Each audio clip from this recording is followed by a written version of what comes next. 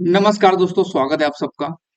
Vision IAS 2024 Hindi test series IAS के लिए test number 2 भारतीय राज्य व्यवस्था। आप सबका बहुत बहुत स्वागत है इस सेशन में, जहां पर हम लोग डिस्कस करने वाले हैं विजन के, जो कि 4127 नंबर का है। जी हाँ दोस्तों, मुझे विजन आईएएस की टेस्ट सीरीज करवाते हुए लगभग 4 से 5 साल हो गया और बहुत से बच्चों को मेरे साथ क्लास से बहुत हेल्प मिलती है और कई बच्चों का प्री भी कई बार क्वालिफाई हुआ और आरएएस बिहार पीसीएस वगैरह में भी बहुत से बच्चे सेलेक्ट हुए टेस्ट सीरीज के माध्यम से, थोड़ी बहुत मदद ली।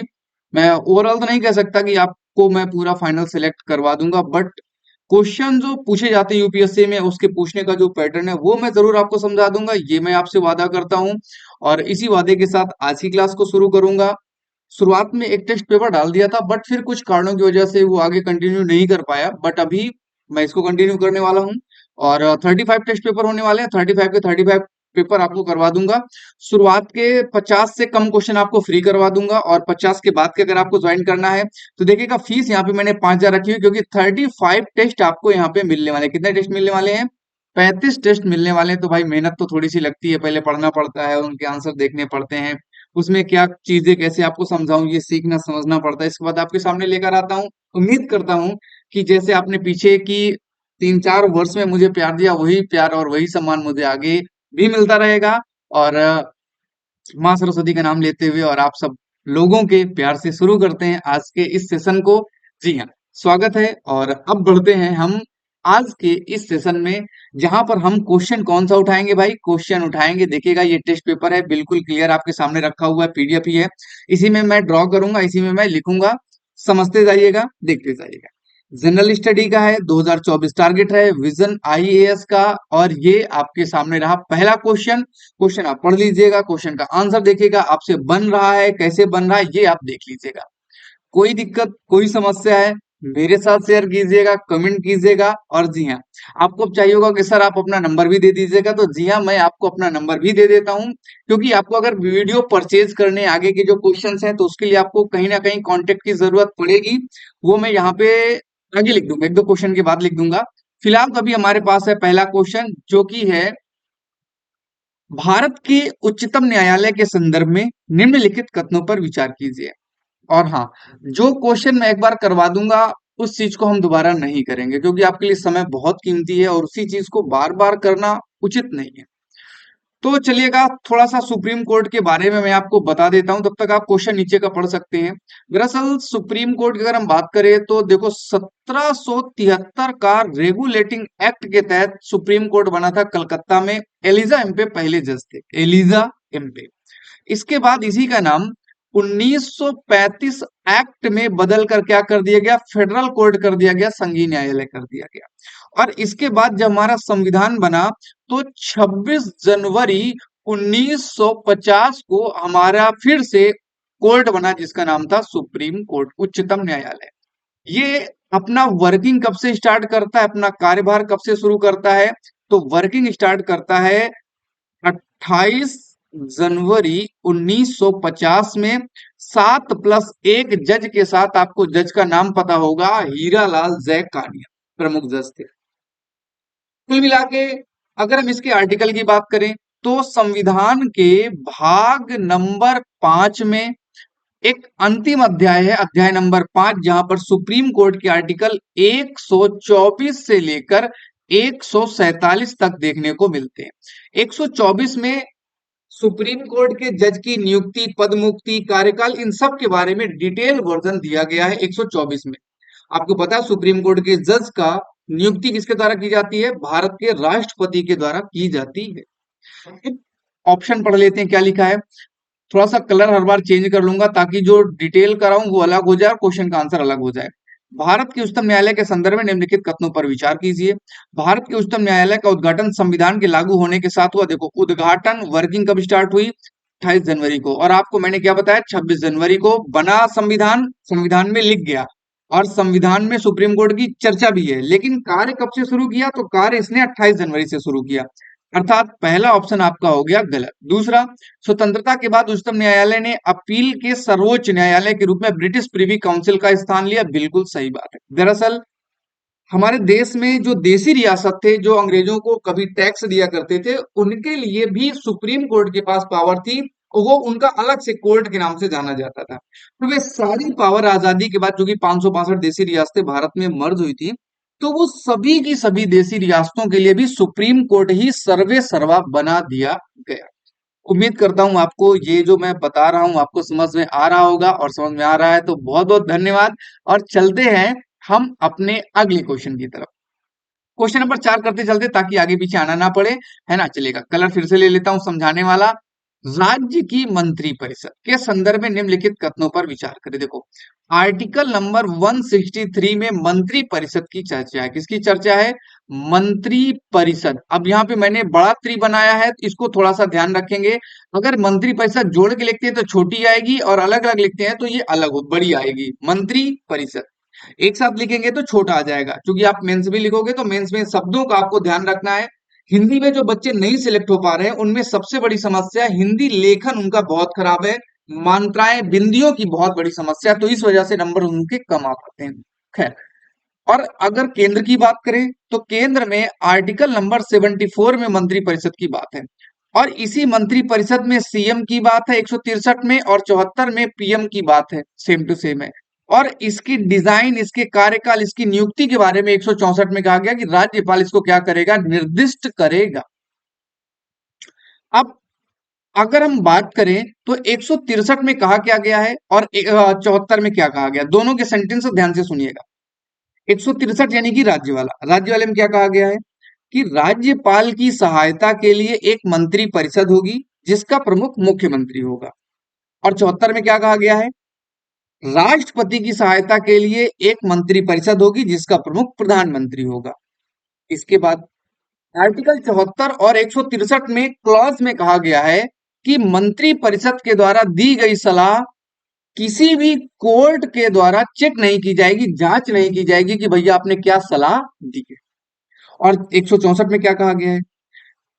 मुख्यमंत्री की नियुक्ति राज्यपाल करेगा। 164 में क्या कहा गया कि राज्यपाल नियुक्ति करेगा। किसकी नियुक्ति करेगा? राज्यपाल नियुक्ति करेगा आपके देश के मुख्यमंत्रियों की।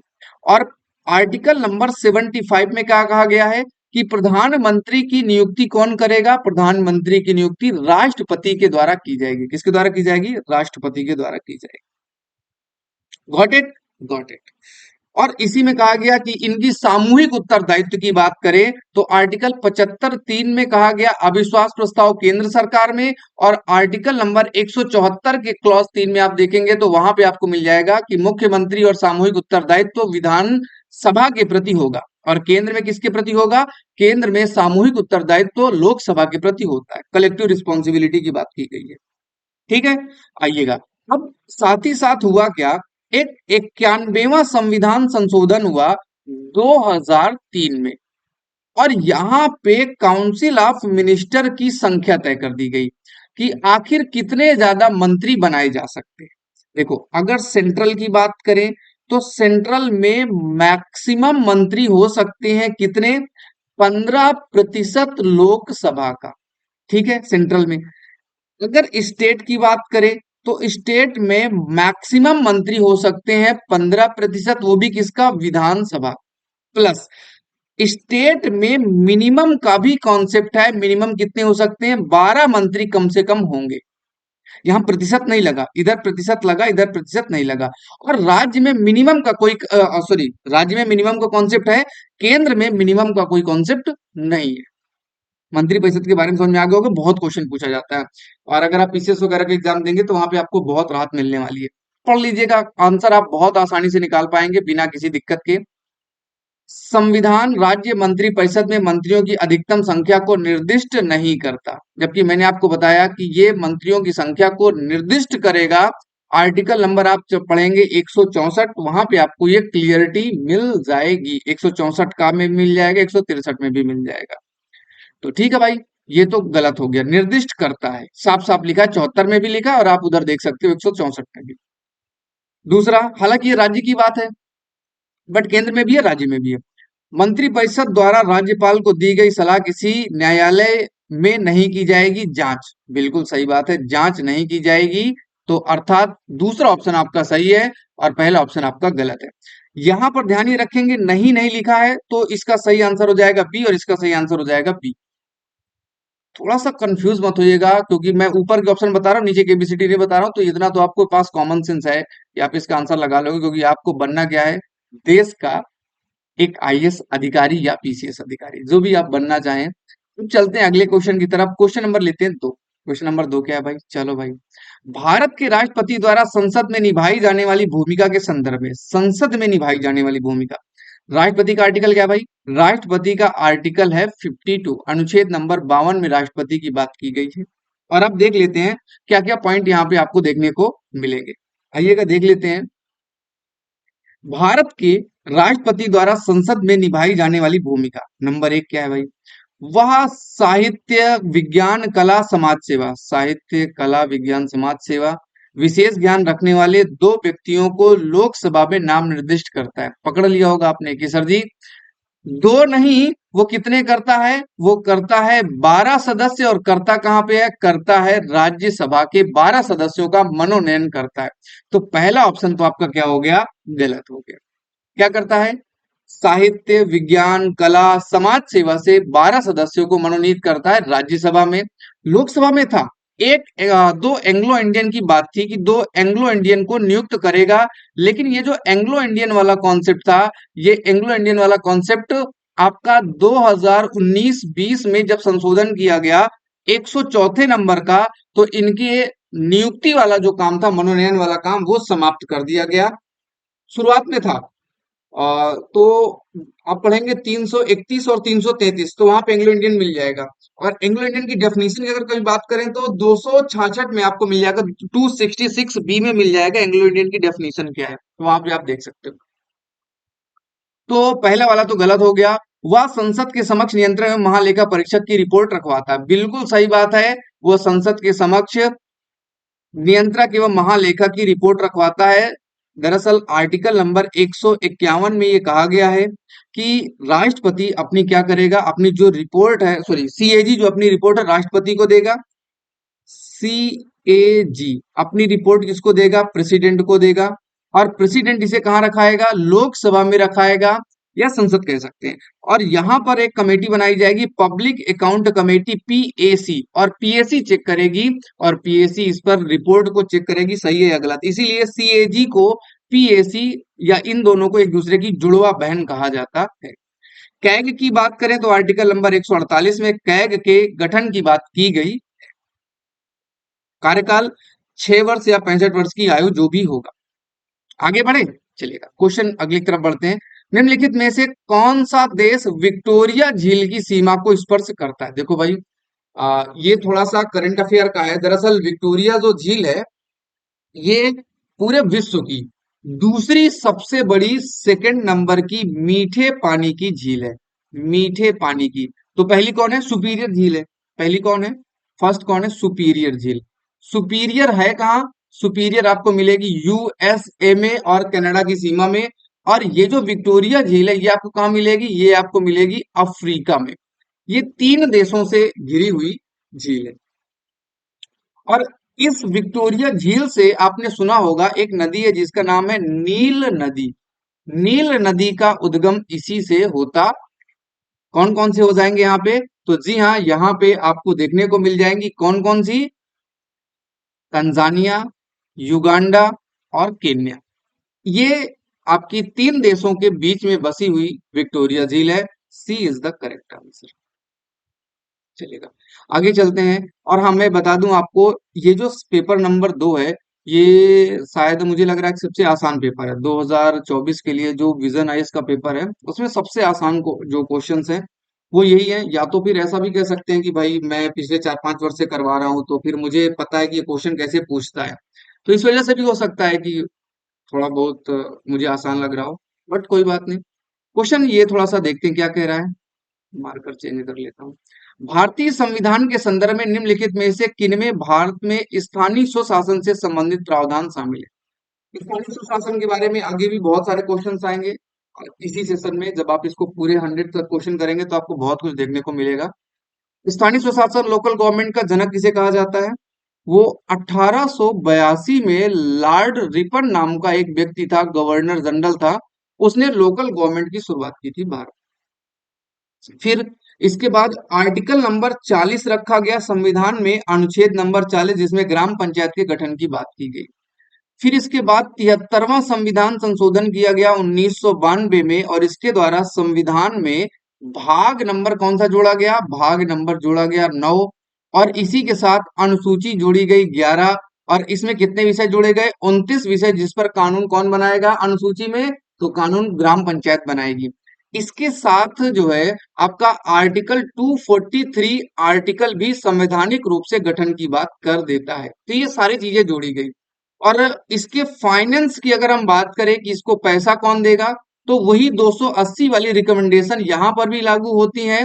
जो राज्य का वित्त आयोग है वो कैसे सिफारिश करेगा, केंद्र सरकार का जो वित्त आयोग है वो किस प्रकार से सिफारिश करेगा, इनकी रिपोर्ट की ऑडिटिंग कौन करेगा, वो सब कुछ यहाँ पे दिया गया। तो इस क्वेश्चन का आंसर आप लोगों को मिल गया होगा। भाग नंबर 9 सही है। भाग नंबर 3 में है नहीं, क्योंकि भाग नंबर 3 में मूल अधिकार है। और 324 में इलेक्शन की बात है। और देखो थोड़ा सा ध्यान ये रखना है कि इलेक्शन इसका जो होता है वो कौन कराता है? इलेक्शन इसका क्या नाम है इसका? राज्य निर्वाचन आयोग कराता है। राज्य निर्वाचन आयोग का आर्टिकल क्या है? 243 के, 243 के में राज्य निर्वाचन आयोग है। भाग 4 की बात करें तो डीपीएसपी है। और भाग 4 के आर्टिकल है 36 से लेकर 51 तक, तो इस हिसाब से आर्टिकल 40 भाग इसमें आ जाएगा, कोई दिक्कत नहीं है। और अनुच्छेद 280 मैंने आपको बताया, फाइनेंस से रिलेटेड चीजें यहाँ पे रिकमेंड की गई। तो 145 मेरे हिसाब से सही है, 145 ए इज द करेक्ट आंसर। अब बढ़ते हैं अंतरराष्ट्रीय स्वास्थ्य विनियमन की तरफ। देखो भाई, करंट अफेयर आपको ज्यादा पढ़ना पड़ेगा, क्योंकि अभी जो क्वेश्चंस आ रहे हैं वो करंट अफेयर से क्वेश्चन आ रहे हैं। हम कैसे सेलेक्ट हो सकते हैं यार, ये क्वेश्चन थोड़ा सा हमें जानना चाहिए। तो मेरे हिसाब से आपको थोड़ा सा पॉलिटी में लक्ष्मीकांत मत पढ़ो। मैं सच कह रहा हूं कि अगर पॉलिटी में आप लक्ष्मीकांत पढ़ रहे हो तो आप गलत कर रहे हो, अपने जीवन के साथ, अपने लाइफ के साथ आप गलत कर रहे हो। लक्ष्मीकांत मत पढ़ो। इधर उधर से कुछ टेस्ट पेपर, कुछ टेस्ट सीरीज लगा लो, उससे आपको बहुत मदद मिलेगी। लेकिन कभी भी ऐसा मत करो कि आप अपने जीवन के साथ खिलवाड़ करो। प्लीज लक्ष्मीकांत मत पढ़ो, क्योंकि इतना मोटा ग्रंथ है, पढ़ते जाओगे भूलते जाओगे, पढ़ते जाओगे भूलते जाओगे, जो आपके लिए उचित नहीं चलेगा। क्वेश्चन इसको देखते हैं, अंतरराष्ट्रीय स्वास्थ्य विनियमन। और हाँ, करंट अफेयर पढ़ना है तो विजन का करंट अफेयर पढ़ो, और क्रॉनिकल का एक आईएएस वाला करंट अफेयर आता है, प्लीज उसे भी जरूर पढ़ो। आई रिक्वेस्ट कि उसे भी आप जरूर पढ़ो, क्योंकि आपको उसको पढ़ना पड़ेगा। अंतरराष्ट्रीय स्वास्थ्य विनियमन 2005 के संदर्भ में निम्नलिखित कथनों पर विचार करें। कर लेते हैं, क्या विचार करवा रहा है भाई।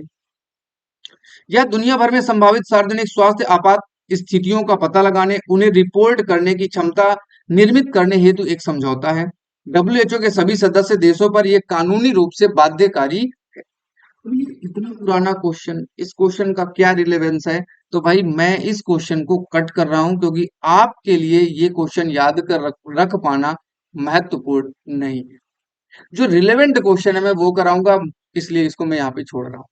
ठीक है। करंट अफेयर के मैं कुछ अलग से सेशन लूंगा, ताकि अगर बेहतर हो सके आपका काम, है ना। फिलहाल बढ़ते हैं अगले क्वेश्चन की तरफ। क्वेश्चन नंबर देखते हैं कौन सा है, क्वेश्चन नंबर 7। उपयुक्त में से कोई नोटा के संदर्भ में, देखो भाई नोटा की अगर हम बात करें, नोटा मतलब कि इनमें से कोई नहीं, मुझे कोई पसंद नहीं है। दरअसल शुरुआत जो है वो 2013 में जो विधानसभा के चुनाव हुए, एक तो दिल्ली में हुए थे, मध्य प्रदेश में हुए थे, आपके छत्तीसगढ़ में हुए थे, आपके क्या बोलते हैं, मिजोरम में भी चुनाव हुए थे। तो इन चुनावों में शुरुआत की गई नोटा की। और नोटा का मतलब ये है कि हमको इनमें से कोई भी व्यक्ति जिसके लिए वोटिंग करनी, जिसको चुना चुना जाना है, वो हमें कोई पसंद नहीं है, हम इनको कोई किसी को पसंद नहीं कर रहे हैं, तो हम इनमें से कोई नहीं एक ऑप्शन में जा सकते। इसे नोटा कहा गया। और फिर जब अगले साल 2014 का चुनाव आया, लोकसभा का आम चुनाव, तो वहां पर भी इसका प्रयोग किया गया, वहां पर भी इसका प्रयोग किया गया। आइएगा नोटा के बारे में पढ़ लेते हैं, क्या कह रहा है नोटा का कॉन्सेप्ट क्या है भाई। नोटा विकल्प के तहत डाले गए मतों की गणना चुनाव लड़ने वाले उम्मीदवार द्वारा डाले गए वैध मतों से की जाती, ताकि उम्मीदवार की जमानत राशि वापस की जा सके। नहीं, ऐसा कुछ नहीं है। जो नोटा में चले गए उनका कोई मतलब नहीं है। नोटा के अलावा के जो वैलिड वोट है केवल उनसे मतलब होता है। नोटा में जो वोट चले गए वो इलेक्शन का पार्ट नहीं होते, वो बाहर चले जाते। दूसरा, हालांकि इनको काउंट करना चाहिए। कई बार ऐसा हो जाए कि जैसे मान लीजिएगा कि टोटल वोट है 10 और नोटा में चली गई 6 वोट, और जो बाकी के दो कैंडिडेट थे, एक को मिले 3, एक को मिले 1, तो इसमें जिसको 3 वोट मिले वो चुनाव जीत जाएगा। नोटा में 6 गए, इससे कोई मतलब पड़ने वाला, इससे इलेक्शन में कोई फर्क पड़ने वाला नहीं है। ये सिस्टम है अभी। भले ही नोटा विकल्प के तहत डाले गए मत किसी भी उम्मीदवार के लिए डाले गए मतों की संख्या से अधिक है, तब भी सबसे अधिक मत प्राप्त करने वाले उम्मीदवार को निर्वाचित घोषित किया जाएगा, जो कि मैंने अभी आपको समझाया। तो इसका दूसरा ऑप्शन सही है और पहला ऑप्शन आपका क्या है, गलत है। ये वाला जो है ऑप्शन गलत है और ये वाला आपका सही है। अगले क्वेश्चन की तरफ बढ़ते हैं। राज्य विधानसभाओं के अध्यक्ष के संदर्भ में, राज्य विधानसभा के अध्यक्ष, चलो भाई इसको भी समझ लेते हैं, ध्यान रखेंगे। एक तो केंद्र में होता है, 93 नंबर का सेंट्रल में होता है, अध्यक्ष उपाध्यक्ष की बात है, और 94 में इसके टाइम की बात है कि कितने समय तक ये जो है सेंट्रल वाला स्पीकर अपने पद पर बना रहेगा, डिप्टी स्पीकर अपने पद पर बना रहेगा। ये 94 में कहा गया। Same same to same article आपको मिलेगा 182 और 183। ये दोनों आर्टिकल किससे संबंधित है, स्टेट में, राज्य में स्पीकर के पावर से संबंधित। स्पीकर होता कहां पे है, विधानसभा के अध्यक्ष को स्पीकर कहा जाता है, लोकसभा के अध्यक्ष को भी स्पीकर ही कहा जाता है। इतनी सी बात है। चले आगे। निर्वाचित होने के बाद अध्यक्ष अपनी पार्टी की सदस्यता से त्यागपत्र दे देता है। भाई अभी देखिएगा, जैसे मान लीजिएगा कि एक व्यक्ति हैं, क्या नाम है उनका, ओम बिरला। तो अगर आप ओम बिरला को देखो तो क्या ओम बिरला ने रिजाइन कर दिया बीजेपी पार्टी से? नहीं, बीजेपी पार्टी से वो कोई त्यागपत्र नहीं दिए हैं, वो उस पार्टी के भी सदस्य रहेंगे। हालांकि उम्मीद की जाती है कि वो ईमानदारी से काम करे। तो पहला तो गलत हो गया। उसे विधानसभा के सभी तात्कालीन सदस्यों के बहुमत से पारित प्रस्ताव द्वारा हटाया जा सकता है। अगर उसे हटाना है तो मान लीजिएगा कि वहां की विधानसभा में टोटल सदस्यों की संख्या है 400, तो अगर उसे हटाना है तो 200 सदस्यों की सहमति के पश्चात उसे उसके पद से हटाया जा सकता है। एक तरीका है, वोटिंग की जाएगी और 50% से अधिक लोग अगर हाँ कह देते हैं टोटल का, यानी कि 400 का, मत देने वालों से मतलब नहीं कितने लोग वोटिंग कर रहे हैं, टोटल सीट का 50% लोग अगर एग्री हो जाते हैं तो स्पीकर को उसके पद से हटाया जा सकता है। डिप्टी स्पीकर को भी ऐसे ही हटाया जाता है। अगला क्या है, वह उपाध्यक्ष को लिखित त्याग पत्र दे सकता है। बिल्कुल सही बात है। ये केंद्र और राज्य दोनों के लिए सेम टू सेम नियम है भाई, ठीक है। केंद्र वाला भी स्पीकर अपना त्याग पत्र उसी को दे सकता है। अच्छा, इनका गठन कैसे होता है, स्पीकर लोग बनते कैसे हैं, अगर कभी आ जाए तो देखो, स्पीकर बनने के दो तरीके। एक तरीका ये है कि जिस पार्टी के पास विधायकों की या सांसदों की संख्या ज्यादा है, वो किसी भी एक नाम को राष्ट्रपति को रिकमेंड करे तो उसे राष्ट्रपति नियुक्त कर देगा। और दूसरा क्या तरीका है कि इलेक्शन करवाया जाए, निर्वाचन करवाया जाए, और निर्वाचन के माध्यम से जो भी व्यक्ति चुनाव जीते वो क्या बन जाए, वो स्पीकर बन जाए। Got it? चलो भैया, बहुत बढ़िया। अब आगे बढ़ते हैं अगले क्वेश्चन की तरफ। इसका जो है ऑप्शन बी सही हो जाएगा, एक गलत है। अगले क्वेश्चन की तरफ बढ़ते हैं। संविधान में निम्नलिखित में से किन्हें संसद के सदस्य के रूप में निर्वाचित होने के लिए स्पष्ट रूप से अयोग्यता के आधार पर वर्णित किया गया? अब देखो भाई, अगर आप हमारे देश में चुनाव लड़ना चाहते हो तो कई सारी चीजें हैं। आज ध्यान से सुन लीजिएगा, उम्मीद करता हूं कि आज के पश्चात आपको इस पर कोई कंफ्यूजिंग नहीं होना चाहिए। चलिए, आर्टिकल एक पढ़ेंगे आप, आर्टिकल नंबर 84। 84 में दो चीजें बताई गई कि अगर आप सांसद बनना चाहते 84 में, या फिर आप विधायक बनना चाहते हैं, तो 191 वाला जो है वहां पे इन आर्टिकल में बताया गया। क्या बताया गया भाई, ध्यान से सुनना। पहला तो भारत का नागरिक होना चाहिए, भारतीय होना चाहिए। दूसरा, अगर लोकसभा का चुनाव लड़ रहा है तो उसकी उम्र 25 साल, राज्यसभा का चुनाव लड़ रहा है तो उसकी उम्र 30 साल होनी चाहिए। ये पहली क्वालिफिकेशन आर्टिकल 84 में दी गई है। दूसरा, आर्टिकल नंबर 102 में निर्हारता दी गई है। ये तो योग्यता हो गई, यहां पर डिस्क्वालिफिकेशन दिया गया। डिस्क्वालिफिकेशन में क्या कहा गया कि दिवालिया नहीं होना चाहिए, और देखने में गंदा नहीं, मतलब कि हैंडीकैप, विकलांग आप मान के चलिएगा कि विकलांग नहीं होना चाहिए। ये दो बातें आर्टिकल नंबर 102 में कह दी गई। अब इसके बाद एक आता है आपका जन प्रतिनिधि अधिनियम, या इसे आप एक्ट कह सकते हो, 1951। इसमें बहुत सारी चीजें बताई गई कि अगर आप भारत में चुनाव लड़ना चाहते हो तो आपके पास क्या नहीं होना चाहिए, लाभ का पद नहीं होना चाहिए, मतलब सरकारी कोई लाभ का पद ना हो, डॉक्टर टीचर मास्टर इंजीनियर ना हो, और प्राइवेट जॉब कर रहे हो लेकिन उस कंपनी में अगर भारत सरकार का 25% या उससे ज्यादा की हिस्सेदारी है तो भी आप चुनाव नहीं लड़ सकते हो। ऐसी कोई कंपनी जैसे LIC वगैरह, उसमें अगर भारत सरकार की हिस्सेदारी 25% से ज्यादा और आप LIC के एम्प्लॉय हो तो भी आप चुनाव नहीं लड़ सकते हो। 25% का यहाँ पे टारगेट रखा गया। ठीक है। इसके अलावा क्या है, मान लीजिएगा कि आपने चुनावी भ्रष्टाचार में आप संलिप्त हो गए, चुनावी भ्रष्टाचार में, तो भी आप चुनाव नहीं लड़ सकते हो। 2+ साल की सजा मिल जाए तो अगले 6 साल तक, सजा समाप्त होने के बाद 6 साल तक चुनाव नहीं लड़ोगे। जैसे 4 साल की सजा मिली तो 4 साल की सजा प्लस 6 साल और काटो, 4 6 10, 10 साल के बाद आप चुनाव लड़ सकते हो। जो भी सजा अगर 2 साल से ज्यादा की मिली है, और 2 साल से कम की मिली है तो आप सदन के अंदर, मतलब जेल के अंदर रह के भी चुनाव लड़ सकते हो, कोई दिक्कत की बात नहीं है। दूसरी बात, आपको सजा जो है वो दहेज के लिए अगर मिली है, महिला उत्पीड़न के लिए सजा मिल गई है, छुआछूत के लिए आपको सजा मिल चुकी है, तो जीवन भर आप चुनाव नहीं लड़ सकते हो। दहेज के लिए केस लड़ चल रहा है, कोई दिक्कत नहीं है।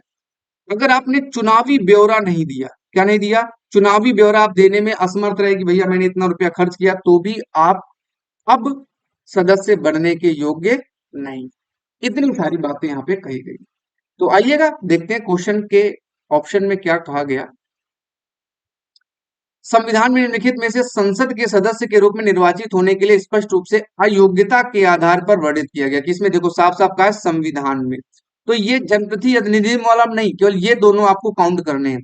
वह संघ या राज्य सरकार के अधीन लाभ का पद धारण ना करता हो। लाभ का पद किसमें, जन प्रतिनिधित्व अधिनियम में, अर्थात एक ऑप्शन तो आपका गलत हो गया।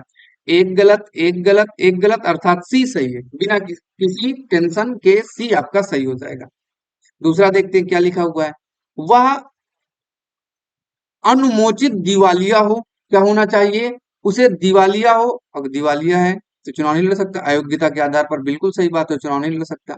उसे अस्पृश्यता, दहेज, सती प्रथा जैसे सामाजिक अपराधों का प्रचार करने, इनमें संलिप्त के लिए दंड किया गया, ये भी आपका जनप्रतिनिधित्व में हो गया, ये भी आपका गलत हो गया। अब यहाँ पे आप देखो कि ऑप्शन आपके पास अनुमोचित दिवालिया वाली बात यहाँ पे कही गई। अब भाई इस चीज को अगर आप थोड़ा सा यहाँ पे देखो तो दो तो गलत हो गए और दूसरा एक सही है, केवल इसमें दूसरा दिया हुआ है, इसमें दूसरा दिया हुआ है, इसमें दूसरा दिया हुआ है, और दो के साथ तीन, तीन तो गलत है, और मैं कह रहा हूं कि सी सही होना चाहिए। तो एक बार फिर से पढ़ना पड़ेगा कहां पर गड़बड़ हो गया।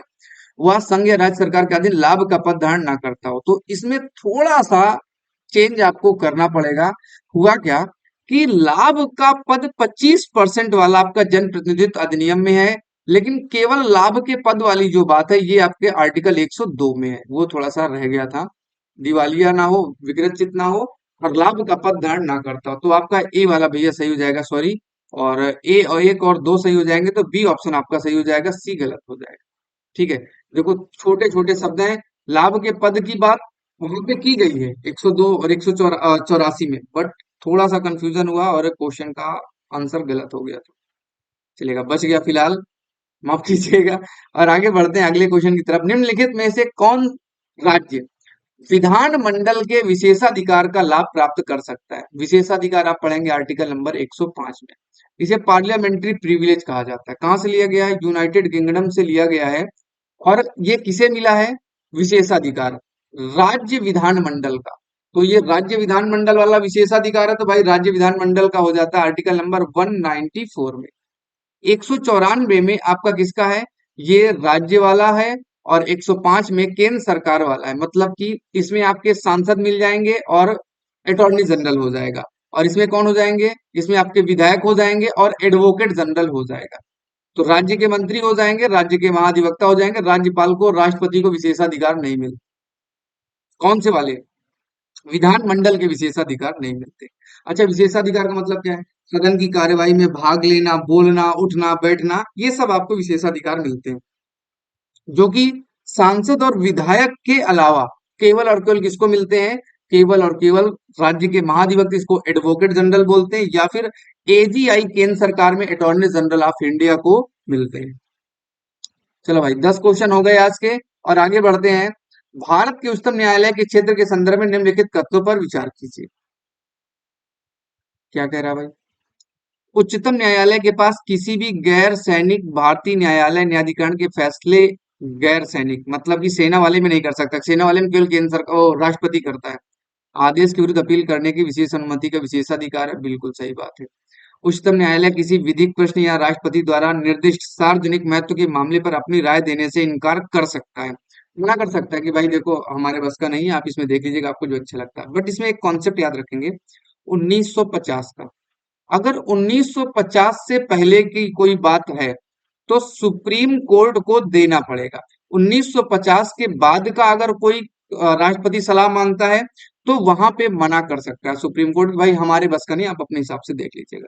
तो इनकार कर भी सकता है, नहीं भी कर सकता, तो ये भी आपका, आप इसके खुद के नॉलेज के ऊपर डिपेंड करता है। अगला है, उच्चतम न्यायालय अपने पूर्व के निर्णय पर अडिग रहने के लिए बाध्य नहीं है, बिल्कुल सही बात है। कभी बोलता है प्रस्तावना संविधान का अंग है, कभी बोलता है संविधान का अंग नहीं है, तो इसके आप तीनों ऑप्शन आपको सही मिल जाएंगे। आइए आगे बढ़ते हैं। निम्नलिखित कथनों पर विचार कीजिए। संपूर्ण भारत में अधीनस्थ न्यायपालिका की संगठनात्मक संरचना, नामकरण, क्षेत्राधिकार एक समान है। ये कह रहा है कि जो डिस्ट्रिक्ट कोर्ट होते हैं ये यूपी के भी सेम है, बिहार के भी सेम है, भैया नाम ही अलग अलग हो जाता है। कहीं पर मुंसिफ बोलते हैं, कहीं पर पटवारी बोलते हैं, कहीं पर सेशन कोर्ट, एक तरीके हैं।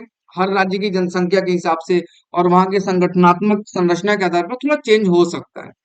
मतलब डिस्ट्रिक्ट कोर्ट जो है उसका डिजाइन, उसका आकार अलग अलग हो सकता है, तो ये तो थोड़ा बहुत चेंज हो जाएगा, सेम टू सेम हर राज्य का नहीं रहेगा। जैसे आप देखो ग्राम पंचायत भी हर राज्य की अलग अलग होती है, कहीं सरपंच बोलते हैं, कहीं मुखिया बोलते हैं, कहीं ग्राम प्रधान बोलते हैं। तो इवन महानगर जो नगर निगम के चुनाव है उसमें भी हर एक जगह पे अलग अलग बहुत समस्याएं हैं, मतलब अलग अलग ही होता है सब कुछ। मुंसिफ न्यायालय के क्षेत्राधिकार का निर्धारण उच्च न्यायालय द्वारा किया जाता है, बिल्कुल सही बात है। दरअसल जो आपके सबॉर्डिनेट कोर्ट या डिस्ट्रिक्ट कोर्ट होते हैं ये हाई कोर्ट के अधीन होते हैं। किसके अधीन होते हैं? हाई कोर्ट के अधीन होते हैं। और आप इसको आर्टिकल पढ़ेंगे 235, क्लियर क्लियर कहा गया है कि राज्य के जो कोर्ट होंगे वो किसके अधीन होंगे? वो अधीन होने वाले हैं हाई कोर्ट के। और हाई कोर्ट किसके अधीन होता है? सुप्रीम कोर्ट के। अधीन नहीं भी बोलेंगे तो भी चल जाएगा, कोई दिक्कत की बात नहीं। देखो अगला क्वेश्चन बड़ा खतरनाक है। क्वेश्चन नंबर 14 क्या कह रहा है? निम्नलिखित में से कौन सा पंचायत अनुसूचित क्षेत्रों तक विस्तार है? अनुसूचित क्षेत्र मतलब शेड्यूल कास्ट एरिया तक है, अधिनियम के प्रावधान आते हैं। अगर यहाँ पर हम बात करें अनुसूचित क्षेत्र, तो आपने जरूर पढ़ा होगा संविधान की अनुसूची नंबर 5, और एक पढ़ा होगा अनुसूची नंबर 6। अनुसूची 6 में कितने राज्य हैं? 4। कौन कौन से? मेघालय, मिजोरम, असम, त्रिपुरा। इसको शॉर्टकट में क्या बोलते हैं? मेमियाती। क्या बोलते हैं? ये मेरा अपना खुद का शॉर्टकट है, मेमियाती। तो भाई ये तो नॉर्थ ईस्ट के हो गए।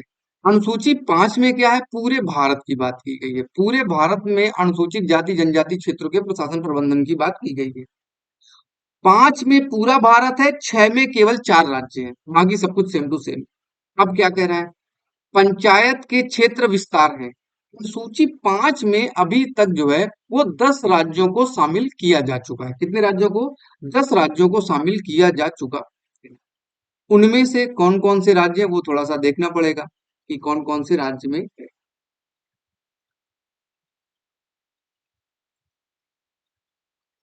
अभी तमिलनाडु और कर्नाटक में इसका विस्तार नहीं है। 3 तो ये हो गए। इसके अलावा आपको आंध्र प्रदेश है, ये गुजरात में भी अनुसूची 5 का विस्तार हो चुका है। राजस्थान में पार्शियली हो रहा है। मध्य प्रदेश में हो ही चुका है। महाराष्ट्र में भी हो चुका है। हिमाचल प्रदेश में भी हो चुका है। ऐसे करके 10 राज्य हैं अनुसूची 10 में, सॉरी अनुसूची 5 में 10 राज्य हैं शेड्यूल एरिया से रिलेटेड। आगे बढ़ते हैं। फर्स्ट मूवर्स कोएलिएशन, ये क्या है भाई? दरअसल जो आपका एक संस्था है, संस्था का नाम क्या है भाई? संस्था का नाम है WEF, वर्ल्ड इकोनॉमिक फोरम। इसकी बैठक हुई 2022 में, COP30 की। और इस बैठक में कहा गया कि हम क्या करें, जो कार्बन डाइऑक्साइड है, इसमें जो उत्सर्जन किसी बड़ी कंपनी से हो रहा है, जैसे मान लीजिएगा अपने भारत में धेल गेल बेल है, इनसे सबसे बहुत सारा प्रोडक्शन होता है। तो इनके प्रोडक्शन से होता क्या है, दिक्कत क्या आती है कि इनके प्रोडक्शन से पर्यावरण में कार्बन बहुत ज्यादा आ जाता है। तो अब फर्स्ट मूवर्स कोलिएशन में होगा क्या कि हम 30% तक कार्बन को किसी भी कंपनी के उत्सर्जन से कम कर देंगे। जितना भी कार्बन का उत्सर्जन है उसके 30% को हम क्या कर देंगे, कम करने का प्रयास करेंगे। इससे होगा क्या कि जो हमारा तापमान में वृद्धि हो रही है ग्लोबल वार्मिंग वाला, उससे थोड़ा सा मदद मिलेगी। तो ये लोग मिलकर इस प्रयास में लगे हुए हैं कि जितनी जल्दी से जल्दी हो सके कार्बन उत्सर्जन को डीकार्बोनाइज किया जाए, किसी एक जगह पे संरक्षित कर दिया जाए, कहीं दबा दिया जाए, गुफाओं के अंदर भर दिया जाए, ताकि पर्यावरण में गर्मी ना फैलने पाए। तो इसलिए ये सब लोग मिलकर, कंपनियां एक साथ मिलकर आ रही हैं और इसमें 7 औद्योगिक क्षेत्रों को डीकार्बोनाइज करने की वैश्विक पहल है। हाल ही में भारत ने वर्ल्ड इकोनॉमिक फोरम की first movers coalition leadership meeting में भाग लिया है। दोनों के दोनों सही है और मुझे उम्मीद है कि आप इसे भूल जाओगे, क्योंकि करंट अफेयर आपको अलग से पढ़ना पड़ेगा। आगे चलते हैं, क्वेश्चन नंबर 15 देखते हैं। निम्नलिखित में से किन्हें राष्ट्रपति द्वारा मंत्रिपरिषद के परामर्श पर नियुक्त किया जाता है, मतलब राष्ट्रपति के परामर्श से नियुक्त किया जाएगा। चलो भाई देख लेते हैं राष्ट्रपति नियुक्ति के बारे में। वित्त आयोग उसके सदस्य, बिल्कुल सही बात है, अभी 16वें एनके सिंह है, नंद किशोर सिंह। तो सही, राष्ट्रपति जो है मंत्रिपरिषद की सिफारिश पर ही करता है। अगला, निर्वाचन आयोग के अध्यक्ष, बिल्कुल सही बात, इलेक्शन कमीशन जो राजीव कुमार, इनकी सबकी नियुक्ति हुई है। वित्त आयोग का आर्टिकल है 280 और निर्वाचन आयोग का आर्टिकल है 324। इसका कार्यकाल 5 साल का, इसका कार्यकाल 6 या 65 वर्ष का होता है। और सैलरी अध्यक्ष की दोनों की सबसे 2,500 रुपया है। अच्छा, निर्वाचन आयोग 3 सदस्यीय है, तीनों का सैलरी सेम होता है, ये याद रखेंगे। भारत के महान्यायवादी अटॉर्नी जनरल को भी वो उन्हीं की सिफारिश पर करता है। और महाधिवक्ता, सॉलिसिटर जनरल नहीं, सॉलिसिटर जनरल को कौन करता है, ये जो मंत्री परिषद होती है वो स्वयं कर लेती है। मंत्री परिषद को यहाँ पे राष्ट्रपति की जरूरत नहीं है, मंत्री परिषद स्वतः इसको कर लेती है।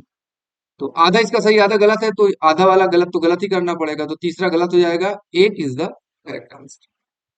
अच्छा, महान्यायवादी समझ रहे हो ना, आर्टिकल नंबर 76 वाला, 76 वाला, भारत का प्रथम विधिक अधिकारी जिसको बोला जाता है। अब विपक्ष के नेता के बारे में क्वेश्चन।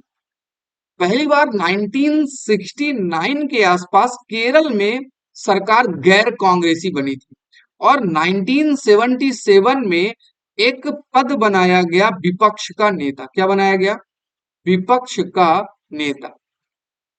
और विपक्ष के नेता का पद उसे मिलता था अगर किसी दल के पास 10% या इससे ज्यादा सीटें मौजूद हैं, तो उसके एक सदस्य को, जिसे पार्टी चाहे, विपक्ष के दल का नेता का उसे टैग दिया जाता है।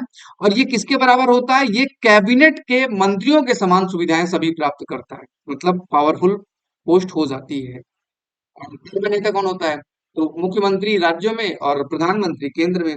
आप कहोगे सर जी फिर लोकसभा राज्यसभा दोनों में प्रधानमंत्री होगा, नहीं, किसी एक का प्रधानमंत्री हो जाएगा। बेसिकली मैक्सिमम टाइम पे लोकसभा का रहता है और राज्यसभा में किसी को नियुक्त कर देता है पक्ष का नेता, और एक वहां भी विपक्ष का नेता होता है जो विपक्ष पार्टी करती है। अभी लोकसभा की बात करें तो लोकसभा में 10% सीट किसी के पास है ही नहीं, कांग्रेस के पास भी 55 सीटें नहीं है। तो इस वजह से विपक्ष के नेता पे वहां पे दिक्कत। विपक्ष का नेता एक संवैधानिक पद है, मतलब संविधान में जिक्र नहीं, संविधान में जिक्र नहीं है, जैसे कोई संवैधानिक नहीं है, तो ये गलत है। सदन की कुल सदस्य संख्या के 10वें हिस्से पर होना चाहिए, बिल्कुल सही बात है। और लीडर ऑफ अपोजिशन के वेतन भत्ते कैबिनेट मंत्री के बराबर होते हैं, ये भी सही है, ये भी सही है। तो आपका सही आंसर क्या हो जाएगा, ए इज द करेक्ट आंसर। आइएगा क्वेश्चन नंबर 18, राज्यसभा की संरचना। देखो, राज्यसभा की संरचना जो है वो संविधान के आर्टिकल नंबर 80 में बताई गई है। यहाँ पर बताया गया है कि मैक्सिमम जो संख्या होगी वो होगी 250। 250 के दो पार्ट होंगे, 238 लोगों का चुनाव होगा, किसके द्वारा, एमएलए के द्वारा। और बाकी के 12 सदस्यों को कला, जो कि पीछे आप पढ़ चुके हो, विज्ञान, साहित्य, समाज सेवा से राष्ट्रपति नियुक्त करेगा। कौन करेगा, राष्ट्रपति नियुक्त करेगा, किसको, कला, विज्ञान, साहित्य, समाज सेवा से। एट प्रेजेंट कितने हैं, एट प्रेजेंट है 245, जिसमें से 233 को एमएलए के द्वारा। और ये सीटें राज्य में कैसे डिस्ट्रीब्यूट है, तो चौथी अनुसूची में बताया गया है कि किस राज्य को कितनी राज्यसभा की सीटें मिलेंगी। समान नहीं, हर राज्य की अलग अलग होती हैं, यूपी के अलग, एमपी के अलग, झारखंड की अलग। और 12 सीटें राष्ट्रपति के द्वारा मनोनीत की जाती है, नॉमिनेट की जाती। तो नॉमिनेट हो गया काम खत्म। राज्यसभा के सभी राज्यों को समान प्रतिनिधित्व है, ये गलत है। ऐसा सिस्टम पता है कहाँ पे है? ऐसा सिस्टम आपको अमेरिका में देखने को मिलेगा। अमेरिका में हर राज्य के पास 2 सीटें हैं। संविधान की चौथी अनुसूची में राज्यों और संघ राज्य क्षेत्र की सीटों के आवंटन से संबंधित है, सही है। क्वेश्चन क्या कह रहा है? कौन सा सही नहीं है? तो पहला सही नहीं है, ए इज द करेक्ट आंसर। ऐसे आपको भले ही आता हो, बट नहीं वाला जो पॉइंट है ना, अगर उसे आप ध्यान में रखोगे तो आप सिलेक्शन के नजदीक जा पाओगे। टर्मिनोलॉजी का बहुत बड़ा खेल है, जैसे पीछे लाभ के पद वाले में अपन ने गलती कर दी थी, आप ऐसी गलती नहीं करेंगे। अगला क्या है? उच्चतम न्यायालय में वरिष्ठ अधिवक्ताओं के संदर्भ में निम्नलिखित कथनों पर विचार करें। उच्चतम न्यायालय में वरिष्ठ अधिवक्ता मतलब सीनियर प्लीडर आप बोल सकते हो, तो वही अधिवक्ता है। इन्हें भारत के उच्चतम न्यायालय के उच्च न्यायालय के वरिष्ठ अधिवक्ता के रूप में मान्यता दी जाती है। मतलब किसको क्या बनाना है, तो इसका जो नॉमिनेशन है वो कौन करने वाला है? सुप्रीम कोर्ट और हाई कोर्ट अपने अपने क्षेत्र में जो इनके यहाँ वकील होता है, तो उसको ये टैग दे देते हैं। अगला, ये एडवोकेट ऑन रिकॉर्ड के बिना उच्चतम न्यायालय में प्रस्तुत नहीं हो सकते। बिल्कुल सही बात है, क्योंकि अब इनको ज्यादा बड़ा पद दे दिया गया, तो ये कभी भी ऐसा नहीं है कि कभी भी आगे जज के सामने, ऐसा नहीं है। पहले इनको रिकॉर्ड करके बताना पड़ेगा, आज्ञा लेनी पड़ेगी, तभी ये सामने आएंगे। दूसरा, केवल वरिष्ठ अधिवक्ता ही उच्चतम न्यायालय के समक्ष कोई मामला दस्तावेज दायर करने के हकदार होते हैं। मतलब कि केवल सीनियर लोग ही दायर कर सकते, बाकी के कोई दायर नहीं करेंगे। कोई दस्तावेज अगर दायर करना है, देखो दस्तावेज डॉक्यूमेंट्स की बात यहाँ पे है, तो ये तीनों के तीनों सही हैं। और ये संवैधानिक पद नहीं, ये जरूर ध्यान में रखना है, ठीक है। ये आपका संवैधानिक पद नहीं होता। क्वेश्चन नंबर 19 क्या कहते हैं भाई? इसका बी ऑप्शन सही हो जाएगा। निम्नलिखित में से कौन व्यक्ति किसी राज्य की विधान परिषद के सदस्यों के निर्वाचन में भाग ले सकते हैं? आ जाओ भाई, इसको भी समझ लीजिएगा। हमारे देश का जो विधान परिषद है, जिस राज्य में है वहां का हटाना हो, जिस राज्य में नहीं है वहां बनाना हो, तो आर्टिकल 169 काम करता है बनाने और घटाने के लिए। लेकिन अगर हम संरचना की बात करें कि बनेगा कैसे, तो इसका आर्टिकल है 171। और इस पर कहा क्या गया है वो समझिएगा। इस पर कहा गया कि 1/3 सदस्य MLA के द्वारा चुने जाएंगे। और कहा गया 1/3 सदस्य ग्राम और नगर पंचायत के जो सदस्य हैं उनके द्वारा चुने जाएंगे। 1/12 सदस्य अध्यापक के द्वारा चुने जाएंगे, लेकिन अध्यापक साहब 3 साल से पढ़ा रहे हो प्लस माध्यमिक या उससे ऊपर पढ़ा रहे हो, प्राइमरी वाला नहीं चलेगा। और 1/12 सदस्यों को कौन करेगा? तो जो BA पास है, बैचलर हैं प्लस 3 साल उनको हो चुका है, तो इनके द्वारा टोटल के 1/12 सदस्यों का या MLC का चुनाव होगा। तो 1/3 MLC MLA के द्वारा चुने जाएंगे, उसी राज्य का जो MLA होता है वही चुनता है। और 1/3 MLC का चुनाव ग्राम पंचायत नगर पंचायत के सदस्य करेंगे। कुल के 1/12 का अध्यापक करेंगे, टीचर गुरुजी मास्टर साहब करेंगे। और 1/12 MLC का चुनाव BA पास लड़के करेंगे, लड़कियां करेंगे, पुरुष करेंगे, जो भी है। टोटल अगर आप काउंट करें तो कितना हो जाएगा? 5/6 हो जाएगा। और 5/6 का तो क्या हो गया? इलेक्शन हो गया। और 1/6 को राज्यपाल मनोनीत करता, क्या करता है? राज्यपाल। और कहां से? 5 जगहों से करता है। जैसे राज्यसभा में राष्ट्रपति 4 जगहों से करता है, तो राज्यपाल जो है वो 5 जगहों से करेगा। इसमें सहकारिता बढ़ जाएगी। उसमें 4 चीजें, इसकी 4 चीजें सेम है, कला विज्ञान साहित्य समाज सेवा सेम टू सेम है। इसमें पांचवा पड़ेगा, वो पांचवा है कौन सा? पांचवे का नाम क्या है? पांचवे का नाम है सहकारिता। Got it? चलो भाई आ जाओ। नगर पालिकाओं के सदस्य करते हैं, पेन चेंज कर लेता हूँ। बिल्कुल सही बात, नगर पालिका के सदस्य राज्य में रह रहे 3 वर्ष की स्नातक, बिल्कुल सही है।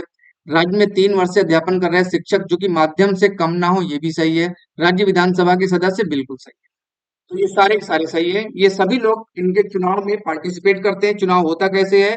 सिंगल ट्रांसफरेबल वोटिंग सिस्टम, आनुपातिक प्रतिनिधित्व प्रणाली के तहत चुनाव होता है। इसका आंसर सही हो जाएगा सी।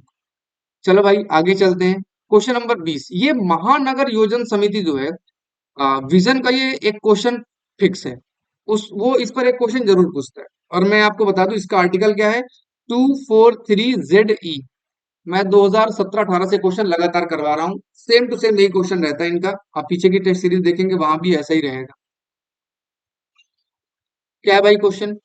राज्य विधायिका महानगर योजना समिति की संरचना के लिए प्रावधान करती है। हाँ, हर राज्य का नगर नियोजन समिति अलग होता है। जैसे आप इलाहाबाद प्रयागराज का नगर निगम है वो अलग होगा, और जैसे बंबई का नगर निगम है वो अलग होगा, चेन्नई अलग होगा, ये अलग अलग डिजाइन के अलग अलग होते हैं।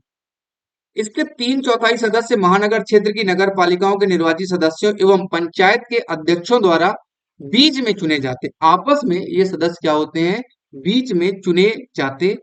अच्छा जी, भाई इसमें जो है 3/4 सदस्य महानगर क्षेत्र नगर पालिका सदस्यों द्वारा पंचायत के अध्यक्षों द्वारा चुने जाते हैं। ये नगर पालिका वाला नहीं, इनकी जो नियुक्ति होती है वो राज्य विधान मंडल करता है। कौन करता है? राज्य विधान मंडल। इन समितियों के अध्यक्ष द्वारा विकास योजना राज्य सरकार को भेजा जाता है। सही है, ये तो सही है, तो सही आंसर इसका क्या हो जाएगा? 1 और 3, सी इज द करेक्ट आंसर। आइएगा, बात करते हैं राष्ट्रपति की क्षमादान शक्ति। अब देखो भाई, कभी भी ऐसा क्वेश्चन आएगा तो आप इसे इंग्लिश में याद करेंगे तो आपके लिए बेटर होगा, हिंदी में आप कंफ्यूज हो जाओगे। राष्ट्रपति की क्षमादान शक्ति आर्टिकल नंबर 72 में है, राज्यपाल की क्षमादान शक्ति 161 में है। दोनों में अंतर यह है कि राज्यपाल मृत्यु दंड को माफ नहीं करता और आर्मी को माफ नहीं करता, आर्मी वाली सजा को माफ नहीं कर पाता। राष्ट्रपति मृत्युदंड भी माफ करता है, और आर्मी का किसी का कोर्ट मार्शल हुआ तो उसे भी माफ कर देता है, ये फर्क है। राष्ट्रपति की क्षमादान शक्ति के संदर्भ में परिहार का अर्थ रिमिशन लिखा हुआ, क्या लिखा हुआ? रिमिशन का अर्थ है दंड की प्रकृति में परिवर्तन किए बिना उसकी अवधि को कम कर देना। उसकी अवधि को क्या कर देना? कम कर देना। जैसे मान लीजिएगा आपको 5 साल सश्रम कारागार था, तो अब 3 साल लेकिन श्रम नहीं हटेगा, तो उसे बोलते हैं परिहार। अगला आपका है कम्यूटेशन, लघुकरण। लघुकरण का मतलब क्या होता है कि जैसे मान लीजिएगा आपकी सजा है जेल में रहोगे 5 साल और घास भी छीलोगे, तो अब क्या किया गया, जेल में केवल रहना है, घास नहीं छीलनी, या जेल में नहीं जाना, 20,000 रुपया केवल भर दो, फाइन भर दो, तो ये लघुकरण होता है, इसे बोलते हैं कम्यूटेशन। अब लघुकरण का मतलब वैसे क्या होता है? सजा को कम कर देना, लेकिन यहाँ लघुकरण का मतलब अलग है, इसलिए मैं कह रहा हूँ इंग्लिश में याद कीजिएगा। विराम, विराम मतलब क्या हो गया? रिस्ट्राइट। इसमें क्या होता है कि जैसे मान लीजिएगा आप प्रेग्नेंट कोई महिला हो गई या फिर कोई विकलांग है, तो ऐसी मानवीय दशाओं में हम उसे उसके सजा को कम कर दें या वो रोक दें। और एक होता है रिप्राइव करके रिस्पाइट। रिस्पाइट में क्या होता है कि मृत्युदंड को रोक दिया जाता है। और एक होता है क्षमा, क्षमा में पूरी तरह से माफ कर दिया जाता है। तो आपके यहाँ पे जो ऑप्शन है, तीन के तीनों ऑप्शन आपके सही है, D is the correct answer. चलिए आगे बढ़ते हैं अगले क्वेश्चन की तरफ। उच्चतम न्यायालय की स्वतंत्रता के लिए निम्नलिखित में से कौन से संवैधानिक सुरक्षा उपाय किए गए हैं? मतलब सुप्रीम कोर्ट की पावर में कोई कमी ना आए, इसके लिए क्या क्या उपाय किए गए हैं, आइएगा देखते हैं। अपनी अवमानना के लिए दंड देने का अधिकार है, बिल्कुल, कोर्ट ऑफ कंटेम्प्ट, अगर आपने इसकी बात नहीं मानी तो सजा दे देगा।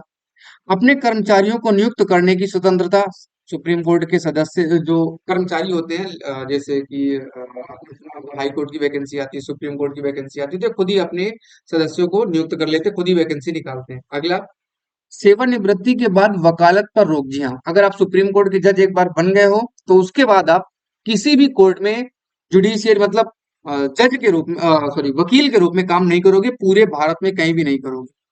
संसद द्वारा इनके क्षेत्राधिकार को कम नहीं किया जा सकता, और एक बार इन्होंने करने का प्रयास भी किया, 99वां संशोधन किया 2014 में, और सुप्रीम कोर्ट ने संशोधन को ही रिजेक्ट कर दिया, बोले आपने एनजेएसी बना के गलत किया। तो इसलिए इसके पास पावर ज्यादा होती है, और इसीलिए ईमानदारी से काम भी कर पाते हैं। जो सही है उसको सजा दे देते हैं, चाहे वो राष्ट्रपति हो या कोई भी हो। अगला है, निम्नलिखित में से किन मामलों में राज्यपाल राष्ट्रपति के निर्देश के बिना अध्यादेश जारी नहीं कर सकता? देखो, राज्यपाल की अध्यादेश जारी करने की शक्ति है 2, 1, 3, और राष्ट्रपति की जारी करने की शक्ति है 1, 2, 3। अध्यादेश होता क्या है? जब सदन कार्यवाही नहीं कर रहा होता और कानून की जरूरत होती है, तो कोई एक कानून प्रख्यापित किया जा सकता है, राष्ट्रपति या राज्यपाल अपने अपने क्षेत्र में कर सकते हैं। स्टेट लिस्ट में कौन करेगा? राज्यपाल करेगा। सेंट्रल लिस्ट पे कौन करेगा? राष्ट्रपति करेगा। स्टेट लिस्ट में 61 विषय हैं जिन पर राज्यपाल करेगा, सेंट्रल लिस्ट पे 100 विषय हैं जिन पे राष्ट्रपति करेगा। और एक होती कनकरेंट लिस्ट, यानी कि समवर्ती सूची। समवर्ती सूची में कौन जारी करेगा? इस पे विषय हैं 52, और इस पे सेंट्रल और स्टेट दोनों जारी कर सकते हैं, यानी कि राज्यपाल भी जारी कर सकता है और राष्ट्रपति भी जारी कर सकता है अध्यादेश। एक बार में अध्यादेश 6 महीने के लिए जारी होता है, लेकिन अगर जरूरत पड़े तो इसे 1.5 महीने और बढ़ा के मैक्सिमम 7.5 महीने किया जा सकता है। अगर अवधि समाप्त हो जाती है तो फिर से 6 महीने के लिए प्रख्यापित किया जा सकता है। अब देखो, जिसमें केंद्र सरकार ने अध्यादेश नहीं जारी किया समवर्ती सूची पे, तो उस पर राज्यपाल जारी कर दे, कोई दिक्कत नहीं है। लेकिन अगर केंद्र सरकार ने उस पर अध्यादेश जारी कर रखा है या कानून बना रखा है, तो फिर उसमें राज्य सरकारें कोई कानून नहीं बनाती, ना ही अध्यादेश जारी करती हैं। लेकिन अगर ऐसा करना आवश्यक हो जाए तो राष्ट्रपति से पूछ कर ही अध्यादेश प्रमूलगेट किया जाएगा, प्रख्यापित किया जाएगा, जारी किया जाएगा। आइएगा ऑप्शन देख लेते हैं क्या क्या यहाँ पे कह रहा है। यदि समान प्रावधान वाले किसी विधेयक को राज्य विधानमंडल में इसकी संस्तुति के लिए राष्ट्रपति की पूर्व स्वीकृति की आवश्यक हो, बिल्कुल सही बात है। अगर पहले से कह दिया गया है कि आप ऐसा कानून बनाओगे तो पहले हमसे पूछना पड़ेगा तभी कानून बनाओगे, सही बात है। यदि वह समान उपबंधों वाले विधेयक को राष्ट्रपति के विचार के लिए रखना आवश्यक समझे, मान लीजिएगा कि राज्यपाल को लगता है कि ये कानून मेरे से अच्छा रहेगा, राष्ट्रपति से साइन करा लो, तो ऐसे विषय पर भी अध्यादेश जारी करने से पहले राष्ट्रपति से पूछना पड़ेगा। यदि राज्य विधानमंडल का समान प्रावधान वाला कोई अधिनियम राष्ट्रपति की सहमति प्राप्त न होने की स्थिति में अमान्य हो गया है, तो भी आपको पूछना पड़ेगा। तीनों के तीनों ऑप्शन आपके सही है। अगला है, मतलब जिस पर कानून केंद्र सरकार ने बना दिया है वो केंद्र का लागू रहेगा। राज्य बनाना चाहती है तो राष्ट्रपति के साइन जरूरी है। और आज की क्लास का अपन आखिरी क्वेश्चन, निम्नलिखित में से विचार कीजिएगा। राज्यपाल संबंधित राज्य उच्च न्यायालय के न्यायाधीश की नियुक्ति राष्ट्रपति के परामर्श के बाद करता है। राज्यपाल संबंधित राज्य उच्च न्यायालय नहीं, उच्च न्यायालय के न्यायाधीश की नियुक्ति में राष्ट्रपति किसी से परामर्श नहीं लेता, कोई मतलब ही नहीं है। वो तो उससे पूछ के नियुक्त करता है, मंत्रिपरिषद से पूछ के, सुप्रीम कोर्ट के जज से। किसी राज्य में जिला न्यायाधीशों की नियुक्ति पद स्थापना पदोन्नति राज्य के राज्यपाल द्वारा उच्च न्यायालय के परामर्श से की जाती है, बिल्कुल सही बात है, 101% सही बात है। तो भाई आपको कैसा लगा आज का क्लास, मुझे एक बार जरूर बताइएगा दिल खोल के कि समझ में आया, अच्छा लगा, बेहतर था। कोई और समस्या, कोई और दिक्कत है तो वो भी आप मेरे साथ कर सकते हैं। मैंने आपको नंबर नहीं बताया था, 7210904032, ये हमारा व्हाट्सअप नंबर है, आप कॉल भी कर सकते हैं। और अगर आपने पूरा वीडियो देखा है तो शुरुआत में मैंने 5,000 फीस बताई थी, बट अगर आपने देखा है तो मैं आपको कुछ फीस कम कर दूंगा, आप मुझे कॉल कर लीजिएगा। 35 टेस्ट आपको मिल जाएंगे। Tata bye, take care, have a nice day, enjoy करते रहिएगा, हंसते मुस्कुराते रहिएगा। जय हिंद, जय भारत।